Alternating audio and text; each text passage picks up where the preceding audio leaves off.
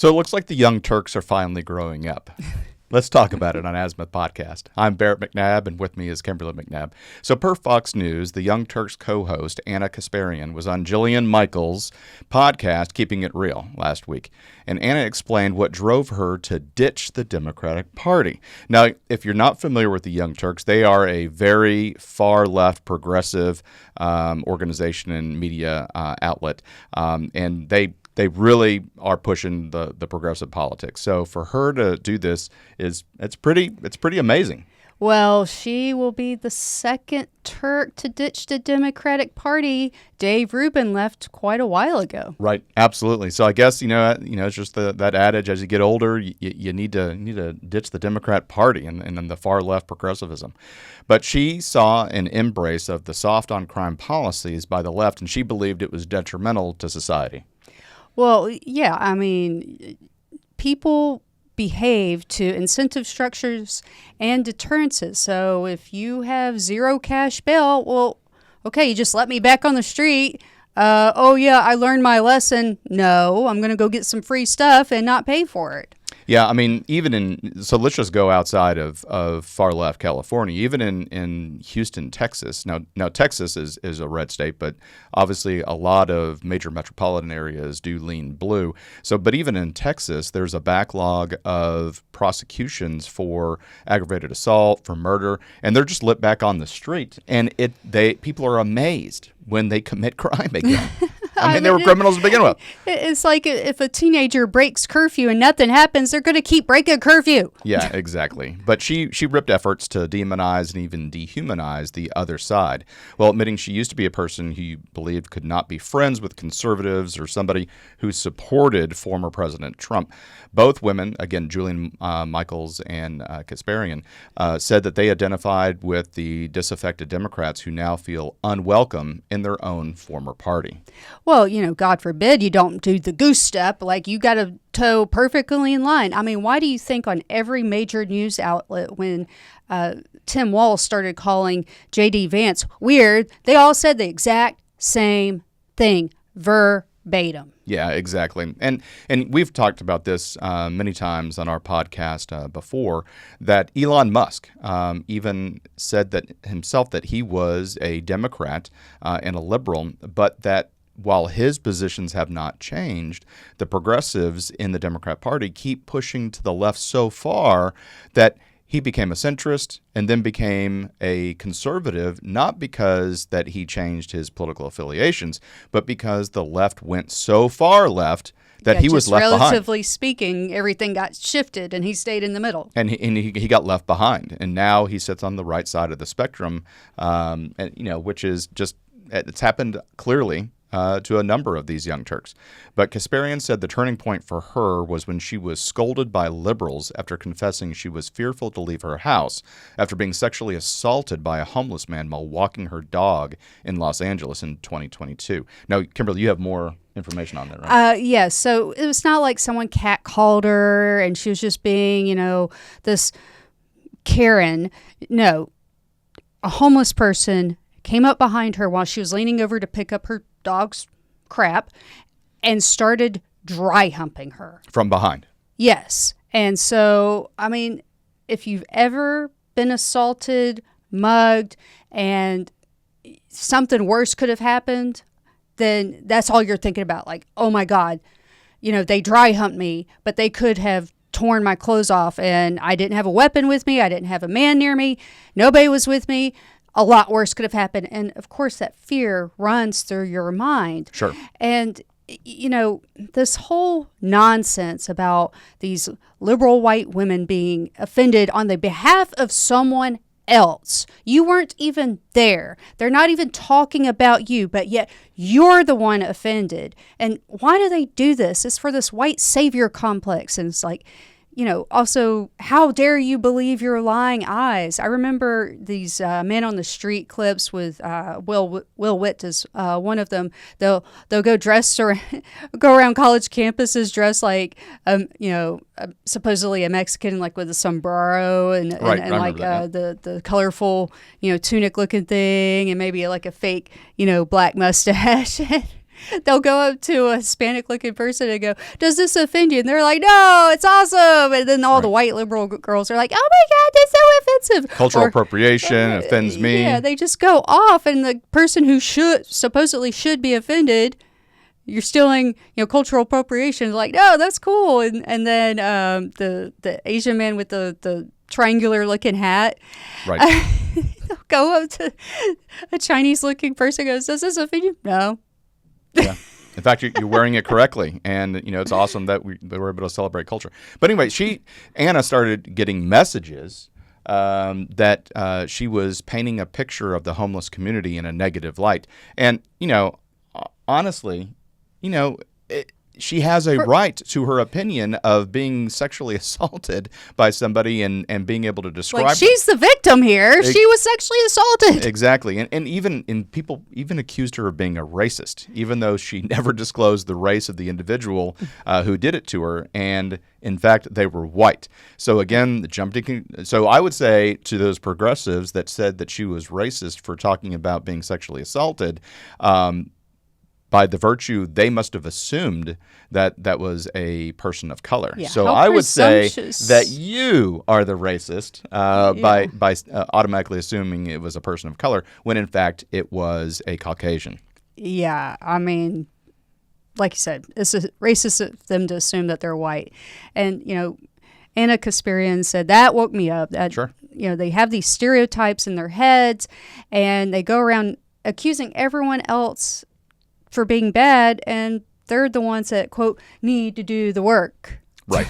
Yeah. I mean, Kasparian said she also disagreed with the defeatist mentality shown towards minorities. Mm-hmm. At some point in the last year, the only thing really hit her was the difference between her upbringing and what the Democratic Party espouses. And, I couldn't agree more with her. I mean, it is there are two things that the messaging of the Democratic Party does. One, you're a victim.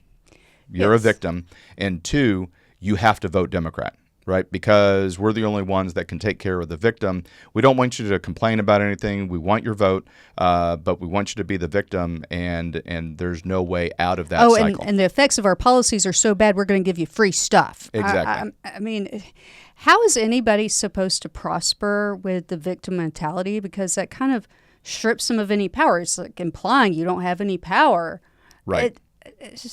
No one thrives like that. And guess what? The Democratic Party does not want you to thrive. No. They want you to be fearful so that you continue to vote their way so they can maintain power. Yep, and they bribe you by giving away free stuff. But anyway, Kasparian said, however, we all get to wake up in the morning and make choices for ourselves. And when I hear the Democratic Party consistently disempower people of color, because that's what they're doing, she said. Mm-hmm. They keep using this messaging that infantizes them and makes sure as though that if it weren't for us white saviors messing around with these laws and policies, that they would never be able to survive. And she's nailed it right on the head. That's what the Democratic messaging is. Yep. If you don't vote for me, you ain't black. Exactly. It means you're so infantilized that you're not capable of thinking for yourselves. And I think people need to wake up and go, you know what? I'm my own person. I can think for myself. Thank you, right, white man. I can do things for myself because I'm created in God's image, and I have power to do things for myself, and I don't need you. Right. Well, I mean, Kasparian, she gave examples, just a lot of examples during this podcast, and one was a Los Angeles school district that scrapped its honor student program because there weren't enough Hispanic students enrolled in the program. And, she said that pissed me off. It's doing away with an opportunity to rise to the occasion to help these students to get where we want them to be. And it discourages the students that do get on the honor roll, that Exactly. worked hard, and now you're stripping me of a title that I earned, and it's just one of the many processes of creating this mentality in people that want to work hard to go, well, why bother? Well, yeah, she just goes on to say that this reinforces this defeatist mentality. So instead of instead of scrapping the program, here's something that Los Angeles can chew on. How about you figure out what the cause is of why Hispanics are underperforming? Well, God forbid they solve a problem. And lift them into the honors program rather than eliminate it because they couldn't meet the task. The goal, and then the students that were in the honors program, they're have a degradation in their education because they have to now come down. Why don't we lift people up and figure out how to help them get into the honors program? That's a better way to look at it. Yeah, instead of spending a bunch of money on, gender studies or whatnot, how about we have some ESL classes just designated for those students, get them speaking and reading English well enough, and then have some accelerated programs where they catch those students up to where they should be, and then they can immigrate with the students who are where they're supposed to be, instead of having the slowest student, maybe the person who speaks the least English, down with everyone else. Now, she said, that we should be celebrating people who want to better themselves and better their lives. And later in the discussion, talked about the fat acceptance movement of the far left as well. She said instead of this effort to basically tell people you're fine the way you are, you don't need to change a thing, even if that is slowly killing you. And I disagree with this. And I know you do too. Oh, adamantly. I mean, because if you don't address a problem, you'll never solve it. Right. And the first part of solving a problem is admitting that you have a problem.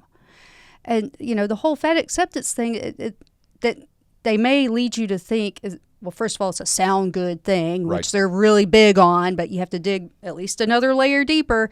And it's not, okay, someone has an extra 5, 10 pounds, whatever. No, I mean, you have Lizzo who has a solid, I think she's lost a little bit of weight recently, but a solid 150 pounds of extra weight on her. That is not good. She can't feel good. Like, her joints must hurt to hell.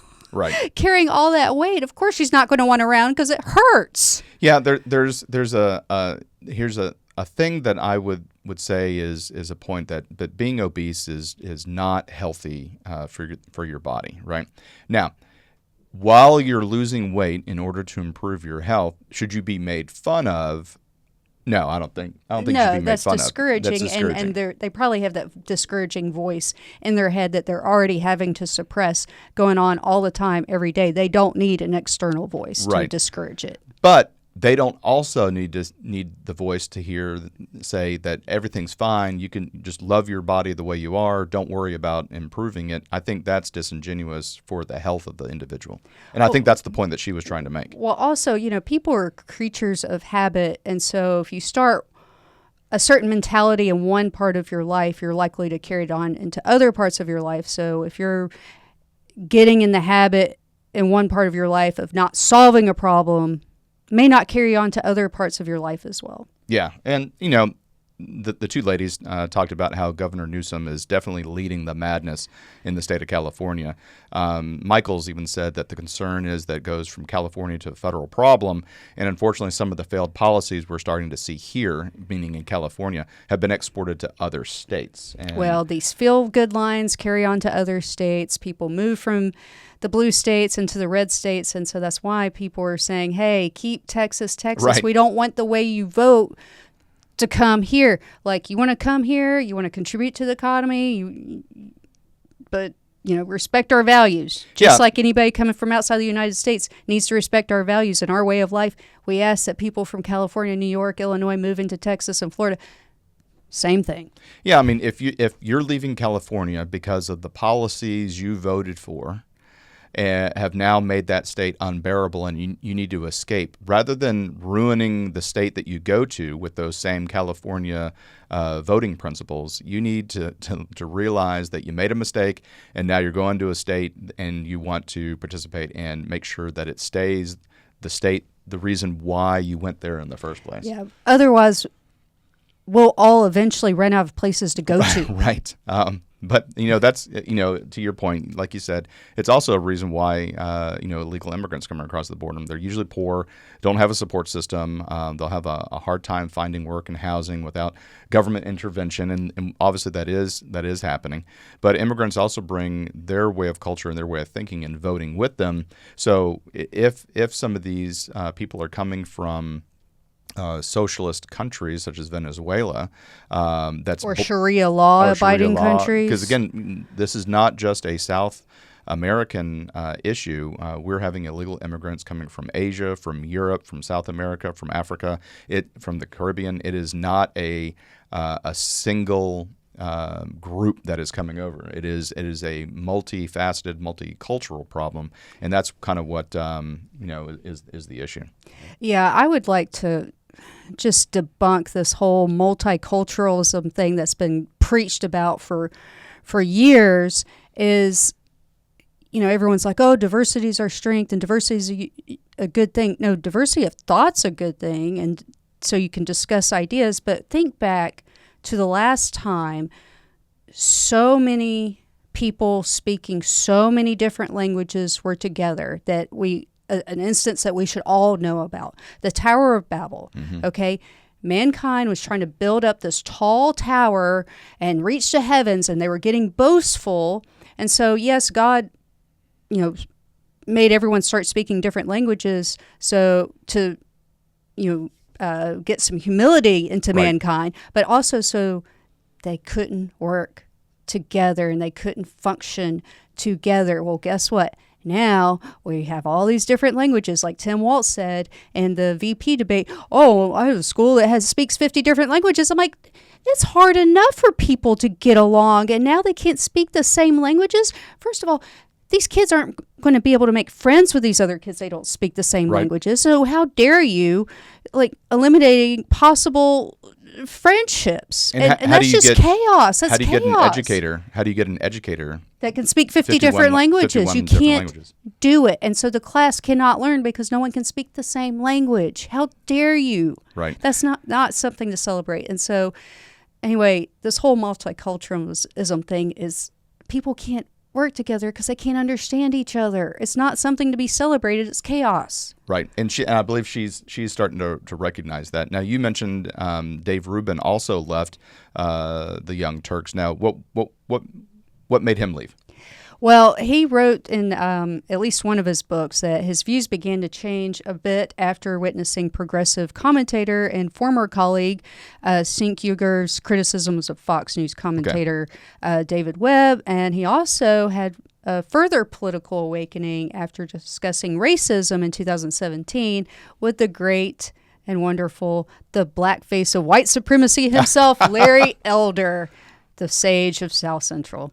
Yeah, I mean, it just as we started off, it looks like the Young Turks are now becoming the old Turks, and they're starting to grow up and realize maybe their young ways will become old ways. Yeah, exactly. And so we saw this, and it's people see the light all the time. I can't tell you how many YouTube and TikTok stars were leftist and progressive and realized that this was not what they signed up for, and they have gone all the way over to the other side of the spectrum. And so this just Anna is coming over. She's seen the light, and she's left that Democratic Party. So if you like videos like this, make sure you hit that subscribe button and like this video and share it with others. We're a small YouTube channel, and anything that you can do to help us out is just mind-blowing. It's going to be such a value add. It doesn't cost you anything. And so please hit that like button. But thank you so much for tuning into Azimuth Podcast, and please stay tuned after these messages. Hi, everyone. Thank you for listening. If you enjoy our show with all the stories we share, we would love your support. And it's as easy as clicking that subscribe or follow button. This will ensure you never miss an episode and keeps us bringing you these important stories. Your support makes a huge difference. Thank you so much for being part of our podcast family. Thanks, and keep tuning in.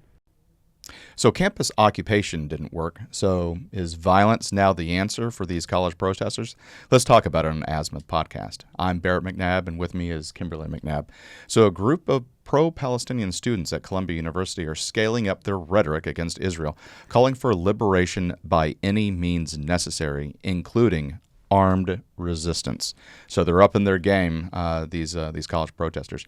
In a statement posted to Instagram, Columbia University Apartheid Divest rescinded its apology made in April on behalf of a member who told school officials, "Be grateful that I'm not just going out and murdering Zionists." I want to be clear. This is a student that posted this. His organization apologized for it, but now they have rescinded the apology, effectively making it so that going out and murdering Zionists is part of their mantra. Well, school's back in season with the Hamasniks are back out full swing.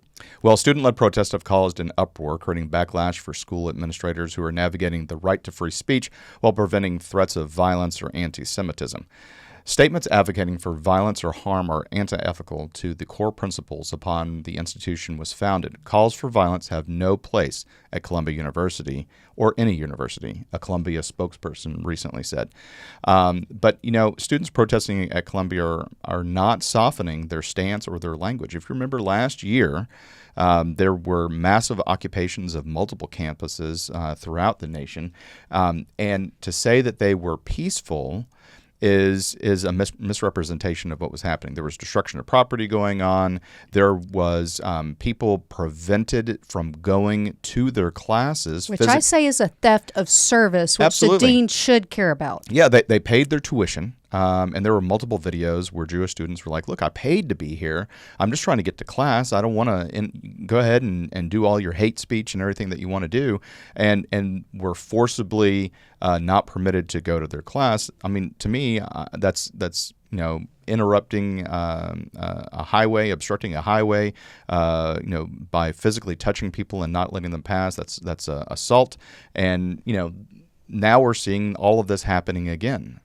Well, I just want the deans to think if students for the KKK were out and blocking black students from getting to class, would they be so soft, or would they be hauled off to jail and kept there? I wonder what would happen. I know exactly what would happen. I mean, this would be shut down. That would be shut down so quickly. But because this is, students thinking that they're enlightened or something like that, and they get to do whatever they want. No, it's not the way it works. Well, what's really sad, the students that were arrested at UT Austin last year, there were clips on social media of how they were manhandled and thrown out. And I'm like, yeah, that's how you do it. Well, guess what? They didn't spend any time in jail. So I'm very disappointed about that. Well, you don't learn your lesson when that happens. Exactly. But, this is not the only instance of the school year this far of Jewish students getting attacked. At the University of Pittsburgh campus late Friday, 2 Jewish students were attacked by a man wearing a Palestinian scarf and yielding a bottle. Now, this was not a student. Jarrett Bubba, 52 years old. First of all, aren't you supposed to be at work? And what are you doing hanging around 18-year-olds? Anyway, he was arrested for the assault. The Pittsburgh Post-Gazette reported. University officials said he had no known affiliation with the school. And, some of the protests last year, the people they interviewed, about 50% on average were not affiliated with the school. And that's what they talk about, outside agitators, right? And that, there's no outside agitators that are coming in. There were professional protesters that were coming in to organize the students in order to fill their head with glory and to stoke the And fire. stoke the fire, yeah, absolutely. And they're targeting campuses because campuses typically have Hillel's, which is a Jewish student center. You're not going to see that in the general public. So easy target. Yeah, exactly. And we also have another instance of violence being provoked. Right. And so this is got posted on TikTok, and the person posted this themselves, but not really realizing, as they're committing this violence, how stupid they actually are. Let's take a look.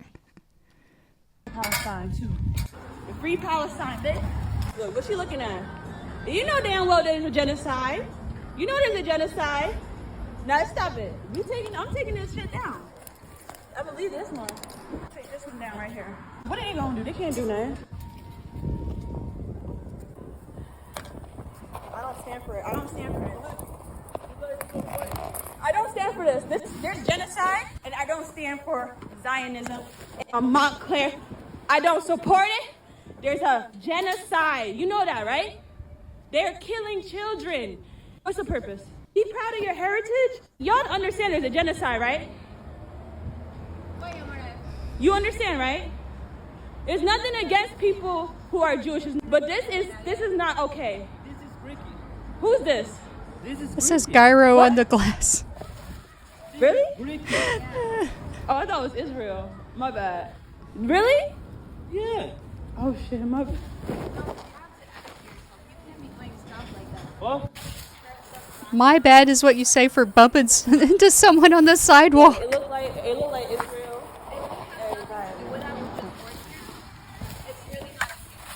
Okay, well. You want it back? Well, I did it already. Direct So here we go. destruction of property. Call the police. Yeah, exactly. Like, you can't do nothing. Yeah, they can. They can call the police. So first of all, she needs to learn her country's flags. That was the flag of Greece. Okay. It's like not all things that are blue and white are related to Israel. What's she going to do next? Attack the sky? I mean, yeah. I mean, so here she is. She's being violent. She's ripping stuff down. She's destroying property, and just like the vast majority of these protesters, or all these protesters, she's wrong. She's wrong. I mean, you know, you can't make this stuff up. That here she is. She's trying to protest, trying to be this hero, and all she's done is destroy this Greek restaurant that has nothing to do with any of this conflict. Oh, so it's not just your typical idiot who doesn't know what a genocide actually is, but she doesn't know what the Israeli flag looks like. Hint, they have the Star of David on it. Right. Big hint. But, you know, these people, you know, you may think, oh, they just want peace. They don't like the war going on. No. These people don't want peace, and Hamas does not want peace. War. We are dealing with people with the mentality of the 7th century tribalism. It's not an easy mission for a democracy, for any country, for any modern army, for any civilized society to deal with this. So we need to be reasonable. We need to be reasonable and understand who we're dealing with. Exactly. So this is Moshe Yasson, the son of Hamas, talking to Piers Morgan, just shutting down this useful Karen idiot. Hamas does not want peace. They will not show up to the table for a ceasefire. Israel will show up, Biden will show up, Hamas will not show up. And so, you know, you need to understand that these people are using you. These Right. people are using you. Hamas has what's called the CNN plan. They'll rile up everyone's feelings. They understand that the U.S. is full of very emotional people. And guess who also is very emotional, especially emotional? Young people on college campuses. That's don't why know they any better. target you. And they know that the United States schools do not teach an accurate history, or if any history, about Israel. And so they will use you. To all those students, I say that it's very disappointing to see Americans supporting Hamas and thinking that Hamas is a cool thing. While Hamas does not respect any of those followers, while those followers don't know that Hamas would torture them and massacre them with no mercy, they call them useful idiots. They don't know that Hamas is a dark, black hole.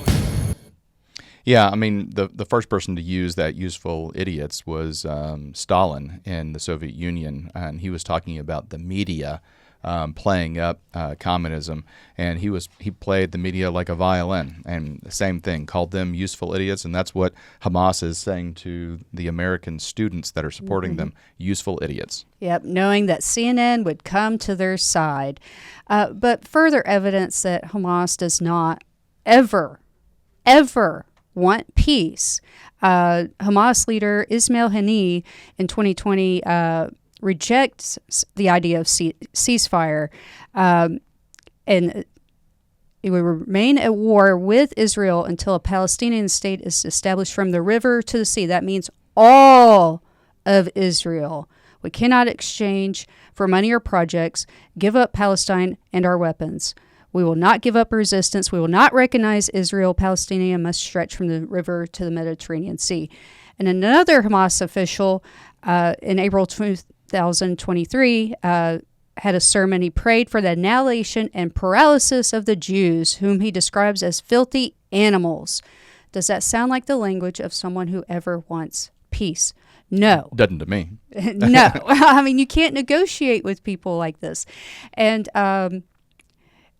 other statements by Hamas officials make clear the terrorist organization disregard for their own loss of civilian life, not only in Israel, but also in Gaza, saying no nation is liberated without sacrifices. In all wars, there are some civilians. And then also Ismail Haniyeh again commented on the loss of civilian life. The blood of the women, children, and elderly are the ones who need this blood. So it awakens within us the revolutionary spirit. Yeah, so they're using their own as human civilians' shields. lives as human shields and as motivation to attack Israel.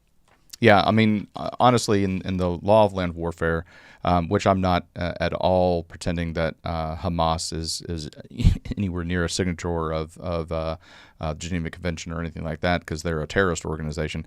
But still, what they're doing is they're using normally protected sites, such as playgrounds, churches, hospitals, as military operations, right, in order to supposedly prevent attacks happening on those locations.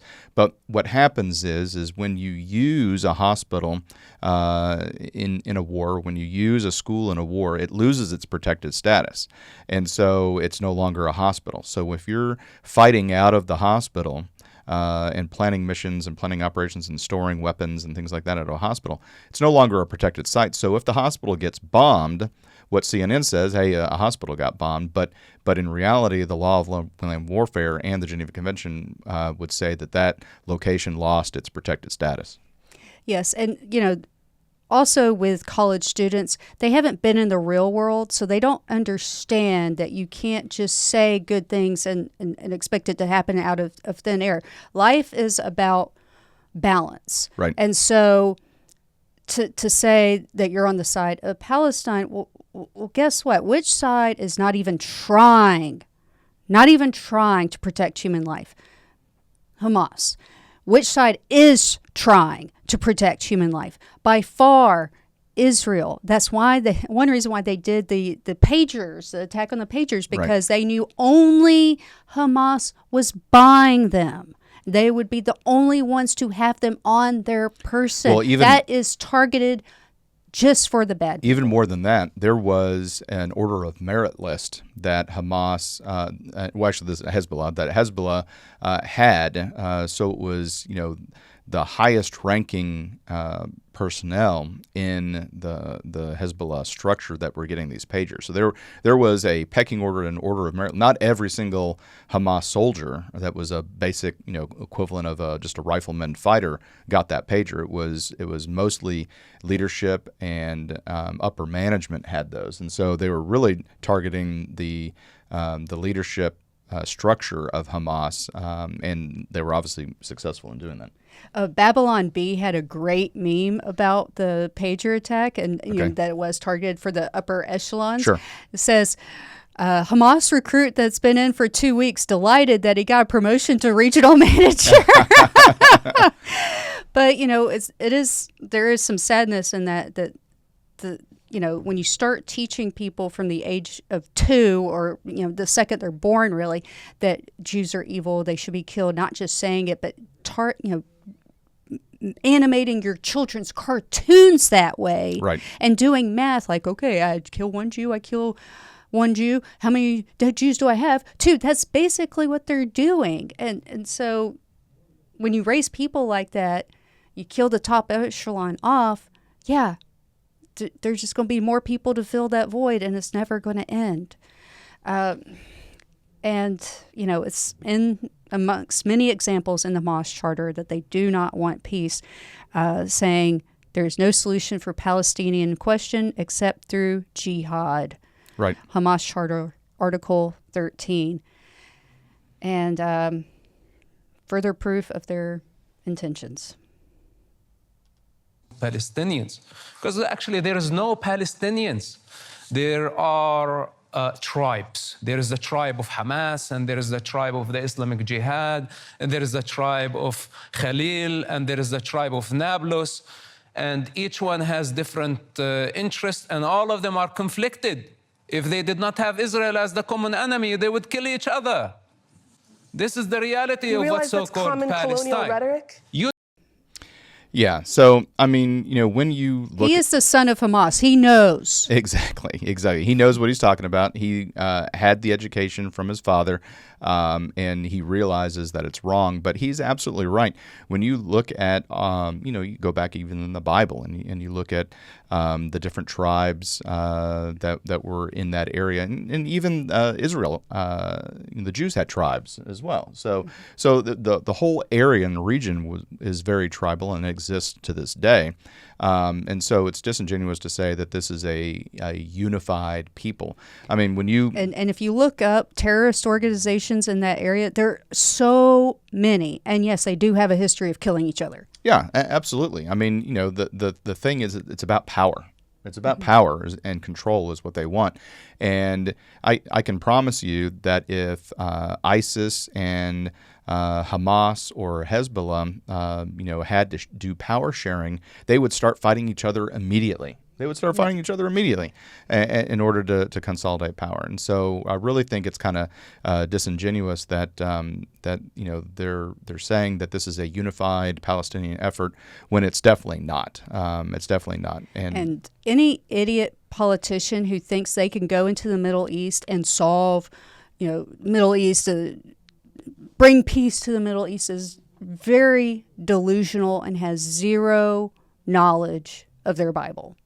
Because this goes back to biblical times, to the book of Genesis. In Genesis 16:12 and 25:18, they're descendants of Ishmael.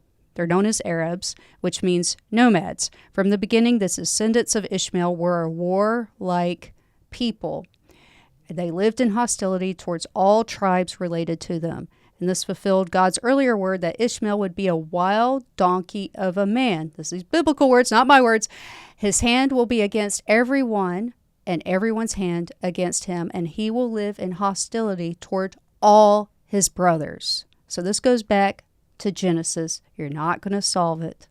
Yeah, especially you're not going to solve it as an impressionable college student. And you can't even pick a useful major. Yeah, I mean, a liberal arts, major in general studies or underwater basket weaving is not going to be, what's necessary for you to be a productive member of society. And so I would challenge these protesters to listen to both sides, to understand the argument. Read the book of Hamas. Son of Hamas. Yeah, and understand what it is that you're protesting for, and more importantly, why. But honestly, protesters are just never satisfied. And it's better. And neither is Hamas. It's better to nip it in the bud. I mean, and let Israel handle it. Yeah, similar trajectory of Israel versus Hamas conflict.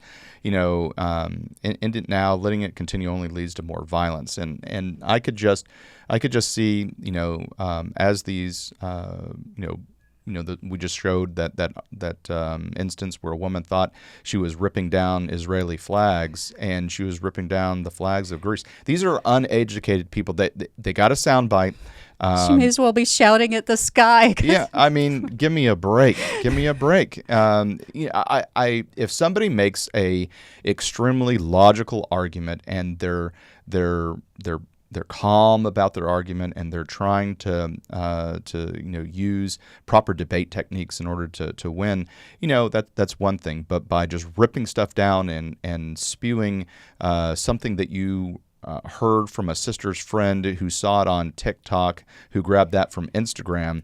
Come on, give me a break. Yeah, read the book Son of Hamas because it shows him growing up and watching this death and destruction and getting taught that the Jews are to blame, and starting with Hamas at age 18, and then he sees the violence within itself, like we're beating each other up, we're hurting each other, and then getting eventually recruited by Israel and seeing the way that he was treated within Hamas versus the way he was treated, even though he was, a Palestinian, grew up that way, they knew who his father was, the way he was treated there. So, I mean, it shows good and bad on both sides, and he came out pro-Israel at the end. Yeah. So we saw this. We wanted to bring it to you. Please, please, please hit that like button. And if you haven't already, hit that subscribe button. It really helps us out. We're such a small channel, and we need every like that we can get to make sure that our show gets to a broader audience. So please do that for us. It doesn't cost you anything, and it really helps us out, especially as a small channel. But thank you so much for tuning into Azimuth Podcast, and please stay tuned after these messages. Hi, everyone. Thank you for listening. If you enjoy our show with all the stories we share, we would love your support. And it's as easy as clicking that subscribe or follow button. This will ensure you never miss an episode and keeps us bringing you these important stories.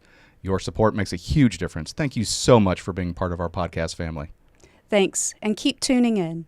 So it turns out it's funny to be right. Welcome to Azimuth Podcast. I'm Barrett McNabb, and with me is Kimberly McNabb. So comedy used to be this universal language that everybody was able to enjoy. But on the by and by, over the past few decades, the left seems to have been grabbing a larger and larger stake of it. Mm-hmm. And it's now become the job of a number of comedians to grab that back and get some conservative commentary on the way.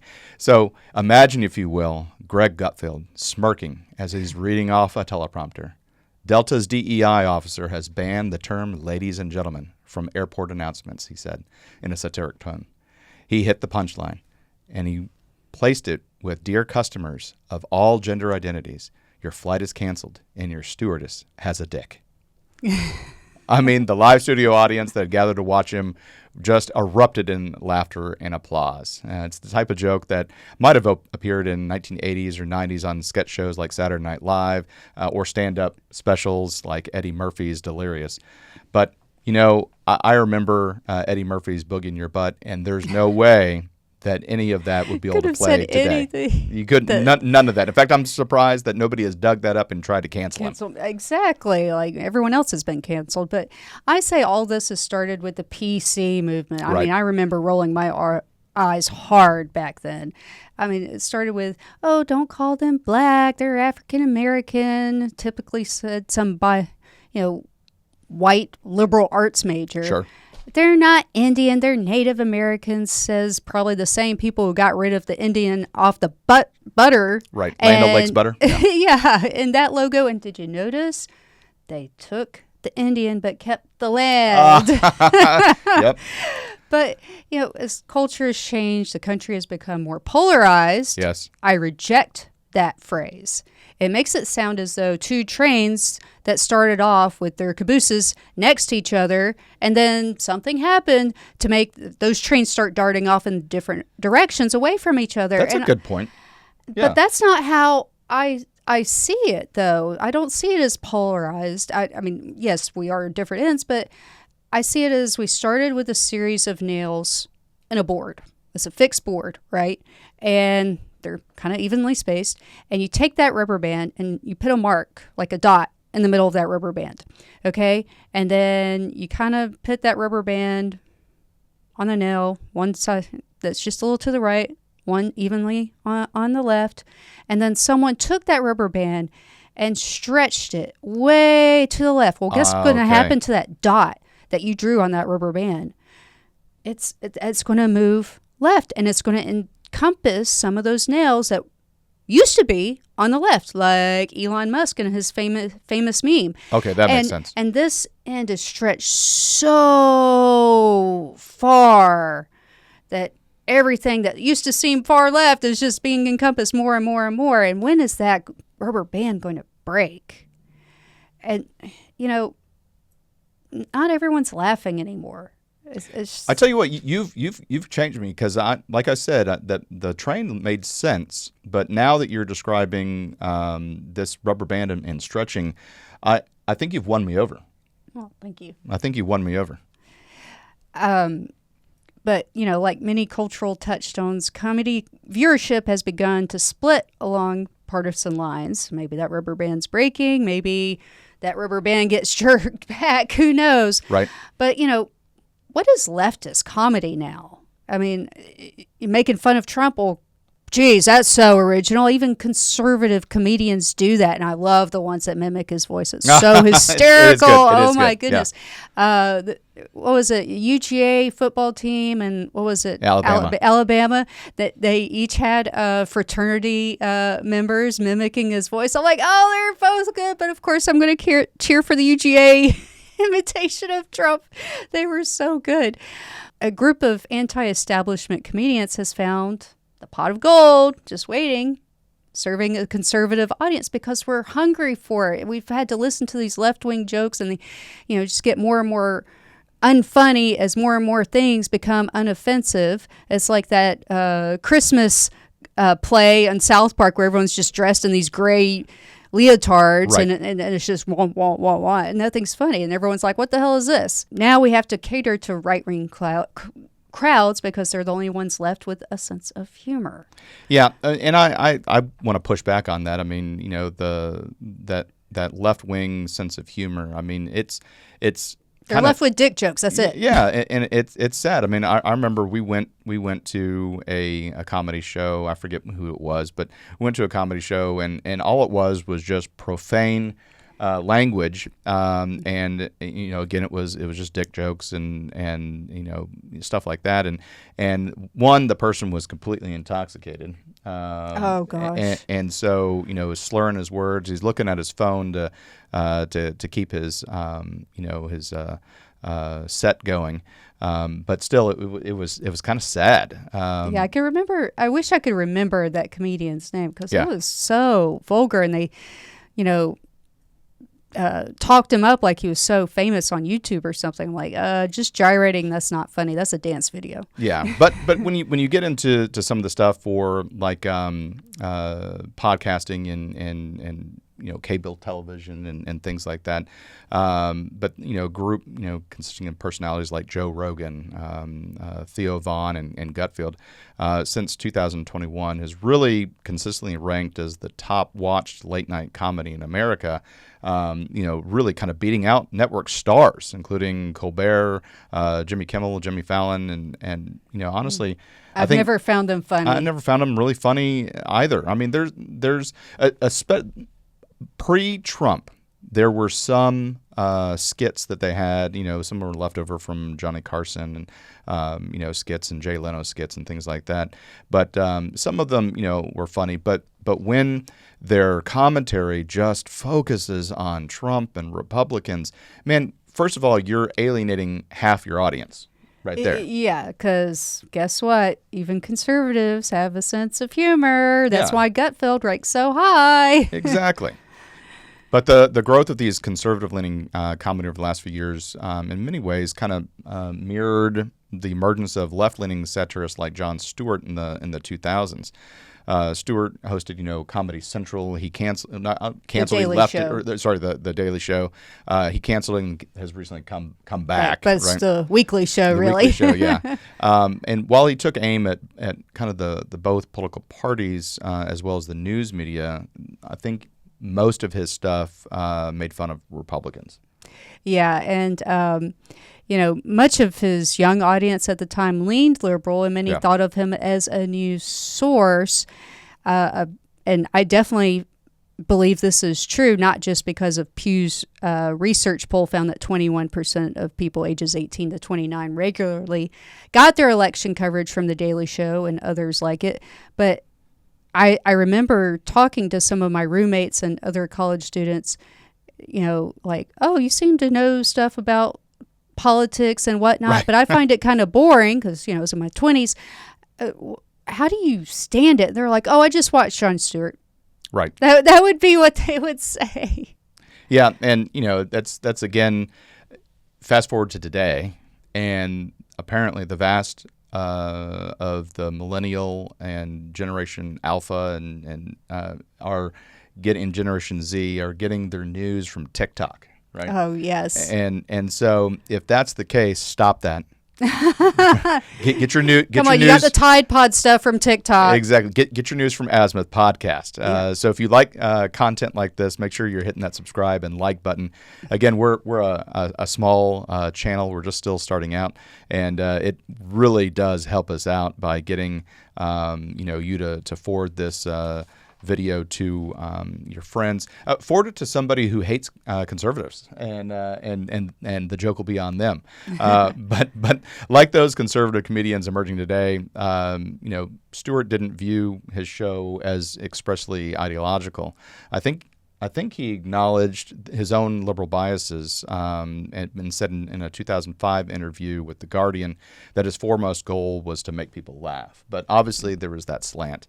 But those and I think many other late night programs had begun to kind of lean into that liberal point of view. Oh, yes, definitely. Yeah, in their monologues. And again, that's the vast majority of, I think, where Jimmy Kimmel really lost a huge part of his audience is he'd come out there and spend the first 5 minutes of his show just bashing Republicans and bashing, Trump. And it really wasn't that funny. He still does that. But Well, yeah, absolutely. But, one reason why these late night comedy shows do tend to cater liberal audiences because guess who has to go to work in the morning? Yeah. Republicans. Those liberals don't have Adults jobs. and They can stay up late. Republicans. We can't stay up until midnight watching some unfunny, quote unquote, comedy late night show. Yeah.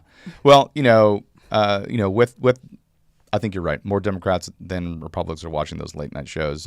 But according to a YouGov poll published earlier this year, it's because when you have a group that is saying, "Look, I don't want to have kids," and so it's bad for the environment. And most of those people are left leaning. Left-leaning dinks, the dual income, no kids. But conservatives are having children, and so you've got kids in the house, and you can't. You have to put them to bed, and you can't. And stay you're up. tired because Yeah. they wear you out, and yeah. But still, I'd say that a large percentage of these shows are going to be college kids because they're young, they can stay up late, and not have a huge hit on them. But half of Republicans said that these shows focus too much on politics, and 57% said they're too liberal. Only 10% of Democrats saw the same political bias because you're already drinking from the fire hose and you are already... You can't see. Yeah. And I mean, you already have 50% of the Young Turks that are leaving the Democrat Party and coming over either to independence or Republican side. And so, it's just disingenuous to say that Democrats don't understand that there's some political bias in any of these jokes. If you're making fun of the other side, it's already a little bit of political bias, in my opinion. Yeah, you got to be able to make fun of both sides. Right. Now, we were talking earlier, and you were talking about an author, Nick Marks and Matt Sienkiewicz. Yes, their book is called That's Not Funny, How the Right Makes Comedy Work for Them. And they argue that the void gave to the rise of comedians like Gutfeld and Rogan, and many of them correctly assessed that there was a market for right-leaning comedy. Well, guess what? When you get left behind, everyone takes over. Right. There is a void. Because people are like, I want to laugh too. I miss comedy. I can't go to a comedy show without it being nothing but dick jokes and comedy because everything's so offensive. I'm like, I miss the fat jokes. Right. Whatever happened to, your mom is so fat, she watches the Thanksgiving Day parade and refers to it as Fashion Week. I mean, come on. That's a good joke. But, that it just left this huge void, and they write about it in the book. And these comedians don't think of themselves as overly partisan. Okay.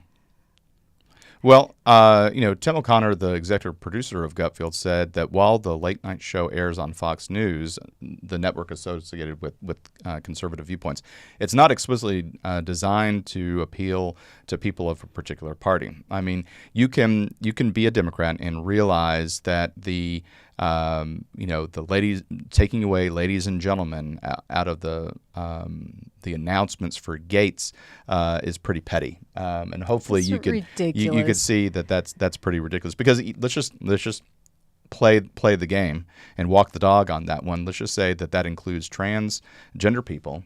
They're still ladies or gentlemen, right? I mean, yes. I mean, so you're still hitting the only people that you're leaving off are the non-binary, I guess, and that's an even smaller part of the population pool. Yeah, you're just changing the language under the guise of being inclusive, whether in reality you're just controlling the narrative. He who controls the language controls the narrative. Yeah, and Gutfield, I think I saw a stat that said that Gutfield has more Democratic viewers than some of the other late night shows. Again, they're the ones that can stay up late. Yeah, even more that are hosted by Fallon and Kimmel. So if that's true, then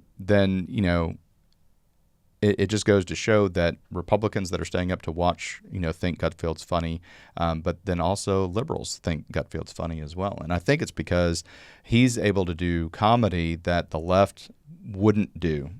Yes, it's a more inclusive group of comedy because you can make fun of more things. And a good litmus test for whether or not a side is funny or not is, can they make fun of themselves? Yeah. Oh, yeah. Absolutely. And I think he disparages himself all the time. Oh, every episode has him going, claiming his body is regal and fit, and he has washboard abs. But I mean, he's average looking guy, and he knows it, and it's kind of a flip the script or whatever. Right. Like, hey, I understand I don't have washboard abs, but women are gonna supposedly stare at me. It's a type of humor that he does. Yeah. Well, I mean, so that stat that said that he's got more Democrats, but his obviously his audience is overwhelmingly identifying as Republican. But there were 600,000 Democrats who watched his show in July, compared to 1.3 million Republicans. So the article said that's overwhelmingly Republican. I'd say 7 Republicans out of 13 total. That's, 6 Democrat. That's almost half. Yeah, 6 Democrats out of 13 I Republicans. think that word overwhelmingly is misused. Yeah, and just as Jon Stewart holds more liberal stances, Gutfield does have a conservative point of view.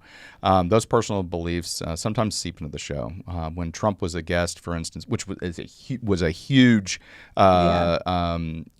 boost in ratings for that show, Gutfield repeatedly described him as both the 45th and the 47th president, even though Trump is currently in a super tight race to win the title for that second time. But if you look at the betting averages in Las Vegas and overseas in England, those betting odds are putting Donald Trump at a greater than 50% chance to win. I think some of them are getting up into the 60% chance to win. So go bookies. Yeah, but to go on Fox, you're hardly showing any any bias. Right. But Rogan, who doesn't really seem to show that much bias, throughout his decades-long career has made jokes about and expressed support for politicians on both sides of the political aisle. He has attempted to walk a careful line by defining his humor as more politically incorrect, which I appreciate, than overly partisan, and that's true comedy. Yeah, I I want politically incorrect. I don't want any sensitivity. If we can't make fun of ourselves, if anything's off limits, sorry, can't be funny. And which side is the PC police? The left. Yep, I agree. And which side does criticize itself, correct itself, examines itself? The conservatives. But since 2020, Rogan has showcased more and more right-leaning politicians. I agree. Could be an example of that rubber band. Yeah. And, on his podcast, then left-leaning ones, that's because the left, they just want to spout off parroted lines and not offend anybody. So you Yeah. can't talk the 3-hour podcast if everything's off limits. Yeah, and not obviously not everything that Joe Rogan has on his podcast is comedy. I mean, he's had Gets into deep stuff. Yeah, he gets into deep stuff. He gets into vaccinations. He gets into climate change. He gets into geopolitical with China and the rise of China and he's had guests on that say, look, China is possibly coming to an end because of their population debacles that they have. But anyway, he's got some serious topics on there, but also he has comedic ones as well. Yeah, I mean, he had Jordan Peterson on there, and he's a super deep thinker. He says things that make you challenge yourself mentally and how you are mentally, spiritually, mental health wise, and that's definitely a deep thinking, not necessarily funny and hard to do. Yeah, and it becomes problematic because I think comedy is such a unique animal as it pertains to expression of freedom of speech, and it allows you to kind of push boundaries but you can't push boundaries if everything's offensive. Yeah, exactly. You have to have thick skin, but there's there's people that tout free speech, but then you've got Tim Walz saying there's no guarantee of free speech when it comes to hate speech. You got John Kerry saying that the First Amendment is a problem. You got Hillary Clinton saying that the internet makes it hard to control people. I mean, listen to yourself. At least she's saying the quiet part out loud. Yeah, listen to yourself when you're saying that. But the free speech is that allows that exchange of ideas so we can handle tough things, like with Trump taking, talking with black journalists of America, a hostile environment. But he showed up, and Kamala Harris didn't. Yeah, no hiding, no cutting people's time short. I mean, it was them with the technical problems that kept the time short. Right. Who would you say is more open to talking? Yeah, absolutely. You've got these sheltered and coddled candidate Kamala Harris, Tim Walz, going on only friendly sites like The View, doing some comedy things. Howard Stern is comedic and stuff like that. Man, has he changed? He went from like throwing pieces of deli meat at women's butts to kissing her butt. Oh yeah. Well, so talk to me about what are those that authors of Marx and Sienkiewicz arguing? They argue that regardless of Rogan's own political beliefs, the guests he has on and the rhetoric he uses are meant to embrace more conservative-leaning viewers who watch his show. His personal political beliefs may be a little murky, but they say it's very clear what his demographics are, and that's for people who want to think and who want to laugh. And proof's in the pudding.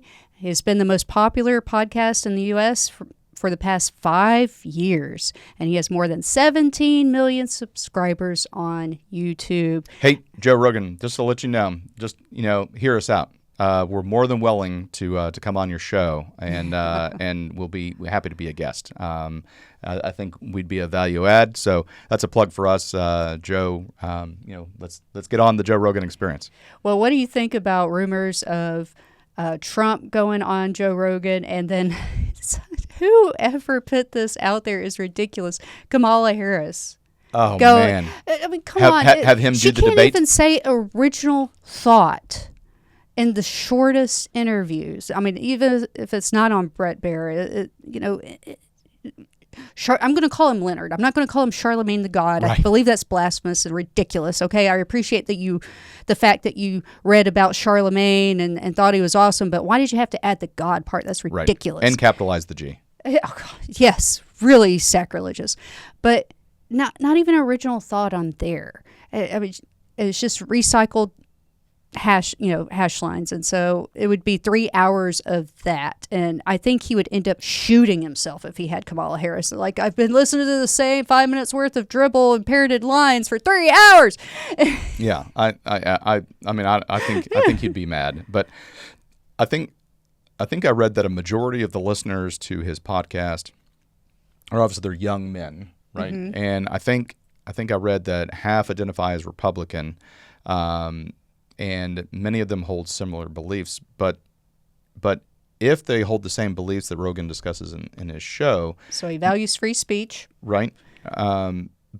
But still, that means that either half or a large percentage are liberal or independents. So he really does have that varied audience. But I'd have to say that it's the conservatives that are agreeing with him. Yeah. Yeah. Well, only 12% of Joe Rogan's listeners surveyed in a 2022 YouGov poll trusted newspapers to print the truth, compared to 27% of the general population. Well, I mean, when you go and look to see, I can empathize with that, because when you go and you see that newspapers are being purchased and radio stations are being purchased up by far left George Soros, Jeff Bezos, purchasing you've got the New York Times, the old gray lady that has historically been left leaning, just no bias there whatsoever. There, I made my joke for the for the show. I can see their point to say that with that many liberals and far left people owning the newspapers, that it's not trustworthy. Well, I think one big attraction with podcasts is you get a much longer format on Sure. which to dig deeper into topics, where, if you watch, Fox News or CNN, they may have 5 minutes to discuss, a recent event or a recent trend or whatever. And if you have experience with that, or if you've seen something about that, you're like, that what they just said doesn't line up with the trend I'm seeing or the incident, how I saw it. And, here's a podcast that can talk about it for an hour. And they have, experts from different sides of the aisle, like Megyn Kelly likes to try to do on a topic. Sure. And so people can learn more from it. Now, I think Rogan. He's based in Austin. I think he moved there, and so his show is based in Austin. But there's another. There's a club that's out there called the Comedy Mothership. Okay, yeah. Yeah, so he has cultivated a group of alternative comics who cater to a similar audience. And he's trying, with the amount of success, to build, an alternate right-wing comedy space at Mothership in Austin. Mark's one of the authors of the book said. Right, and that's interesting because Texas is a very red state. We used to say that Austin is a blueberry surrounded by red, but as Texas ages and we're seeing more blueberries in the major metropolitan areas such as Dallas, Fort Worth, or Houston, as well. But still, I found it interesting that he's trying to do this right-wing comedy club in Austin. And that kind of made me like, how's that gonna? There's gonna be a protest like every other day there. Well, Mark sees the convergence of comedy, the fighting world, and politics as a potential boon for the Republican Party. Yeah, and I think, don't get me wrong, I think it's a great idea. I just wonder. Well, I think we also have that fighting spirit, and we Rogan do. loves what's the fighting? The Fighting Irish? Dana White's. Oh, the UFC. Yeah, UFC. Yeah. So we have more of that fighting spirit. Ultimate Fighting Championship. Yeah, so I think what he's saying is this is an intentional push to get young men to vote, and he, with Trump showing up at UFC fights and things like that. I mean, plus Trump has the tough guy image. He already had a tough guy image, but getting shot and 2 assassination attempts, one of which he was shot at and hit, obviously cemented his tough guy attitude. So him going to UFC fights and being a guest there, that's a no-brainer, because it's conservative entertainment and really kind of the comedy that Joe Rogan does. He was a fighter first and foremost, and then he was an announcer for the UFC, and obviously now he has his successful podcast. But still, having someone who's multifaceted, I think is a huge gift to the internet with his show. But honestly, you can't have comedy and if you can't have free speech, because the ability to offend somebody, is a big part of comedy. And the language gets more and more controlled. The left comedy gets less and less funny. Meaning gender likes to be controlless. It's. It's sad, and so I'm glad it's being wrested from which the left. gender likes to be controlled less? Men. Yeah. And that's why people are fighting back. Men are fighting back. Men are fighting back with comedy. Men are fighting back with podcast. And I say fight, fight, fight. Absolutely. Absolutely. So if you like content like this, make sure you hit that subscribe and like button. It really helps us out. Again, we've said it before, we're a small YouTube channel, and we are trying to get our show and message out there. So it doesn't cost you anything. If you hit that like button, it just lets the YouTube algorithm know that we're a valid show to watch. So we really appreciate it. Anyway, thank you for tuning in to Azimuth Podcast. Please stay tuned after these messages. Hi, everyone. Thank you for listening. If you enjoy our show with all of the stories we share, we would love your support. And it's as easy as clicking that subscribe or follow button. This will ensure you never miss an episode and keeps us bringing you these important stories. Your support makes a huge difference. Thank you so much for being part of our podcast family. Thanks, and keep tuning in.